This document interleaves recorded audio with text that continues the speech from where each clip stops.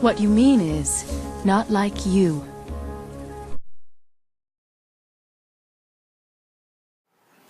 What are hate crimes to you? Define it. To me, they're actually defined as bias-motivated crimes. And I want to say, it's been a while since I've looked at them, I want to say there's 10 of them.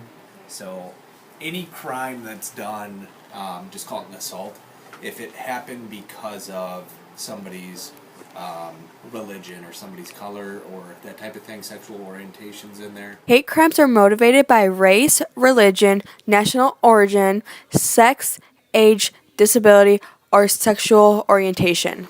Why do you think people commit hate crimes? Why do I think people commit hate crimes? I think sometimes fear the unknown. I think sometimes it's because of ignorance. I would say those are probably the two main reasons people commit hate crimes. Hate crimes have been occurring since ancient civilization, like the persecution of Christians in the Roman Empire. In America, the term hate crime did not exist in our nation's vocabulary until hate crime legislation was introduced in the House and Senate in the early 1980s. This was also around the time when groups like the Skinheads launched a wave of bias-related crime. The suffrage for the African Americans was not brought to light until 1955, when the Civil Rights Movement began. During this time, the protests for the movement were peaceful protests, boycotts, sit-ins, and more. In 1963, a peaceful protest in Birmingham, Alabama, was answered by the police with force. The protesters, including school children, were hosed down with a fire hose, attacked by police canines, beaten by police, and arrested. Even though the protesters did nothing to harm anyone, they were persecuted for being different and doing something to achieve equality.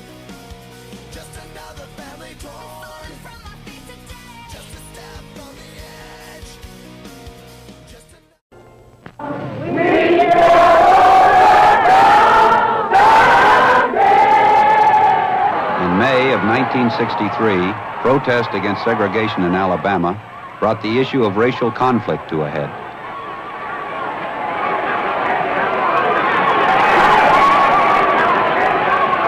Fires of frustration and discord are burning in every city, north and south. Where legal remedies are not at hand, redress is sought in the streets, in demonstrations, parades, and protests, which create tension and threaten violence and threaten lives. We face, therefore, a moral crisis as a country and a people. It cannot be met by repressive police action. It cannot be left to increase demonstrations in the streets. It cannot be quieted by token moves or talk.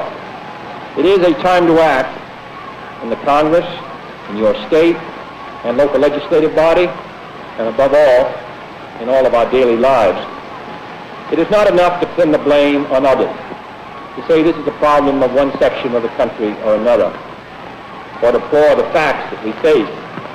A great change is at hand, and our task, our obligation, is to make that revolution, that change, peaceful and constructive for all. Those who do nothing are inviting shame as well as violence. Those who act boldly are recognizing right as well as reality. This is one country. It has become one country because all of us and all the people who came here had an equal chance to develop their talent. We cannot say to 10% of the population that you can't have that right. Your children can't have the chance to develop whatever talents they have. But the only way that they're going to get their rights is to go in the street and demonstrate. I think we owe them and we owe ourselves a better country than that.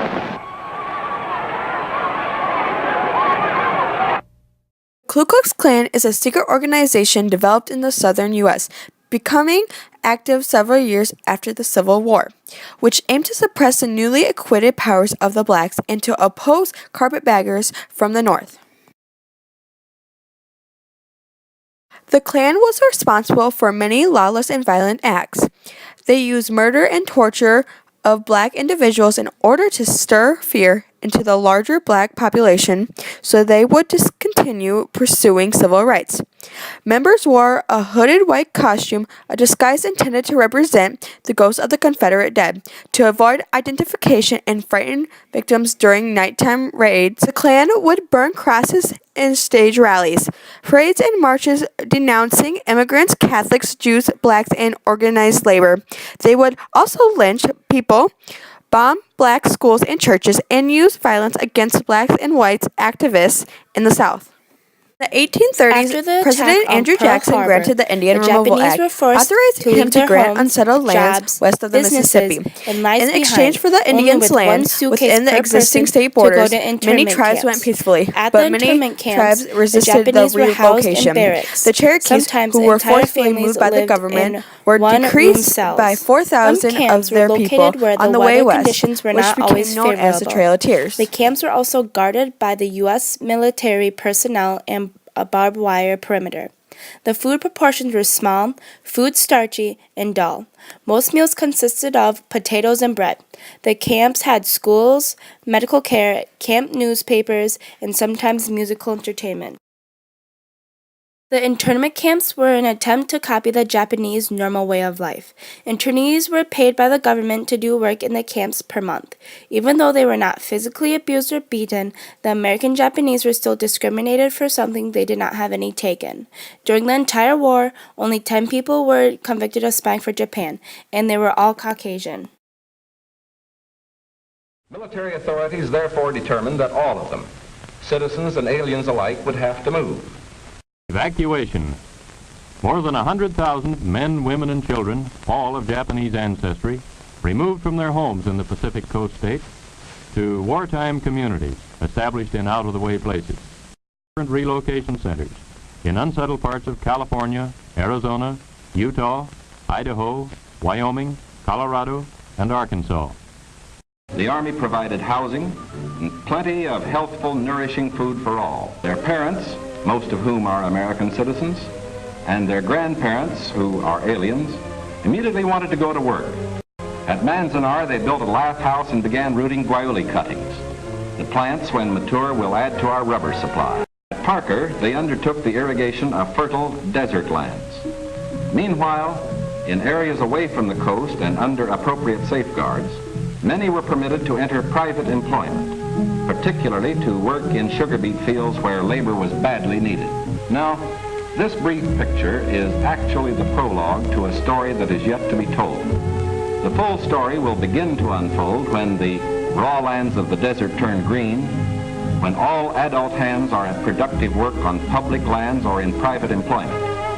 It will be fully told only when circumstances permit the loyal American citizens once again to enjoy the freedom we in this country cherish. Of course, we hope most earnestly that our example will influence the Axis powers in their treatment of Americans who fall into their hands.